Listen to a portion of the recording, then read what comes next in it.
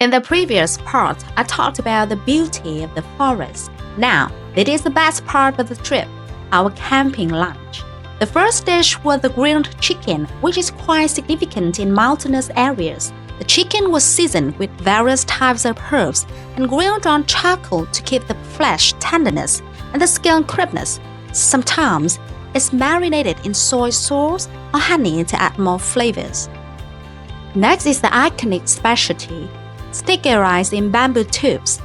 To make this, the glutinous rice is dyed with extras from diverse types of leaves and flowers, such as the purple from butterfly pea flowers.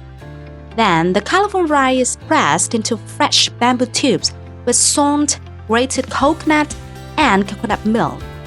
Picnickers will peel off the tubes to enjoy the delicate taste with a distinctive aroma from the thin bamboo skin remaining around the rice. Now that is a must try, the cassava mochi. The dough is made from cassava powder, which is gluten-free. However, it still has a stretchy, chewy, and translucent texture.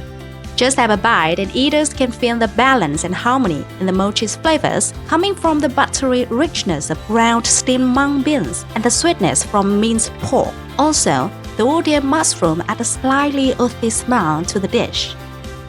For drinks, besides mineral water, we brought along mulberry syrup, light and refreshing.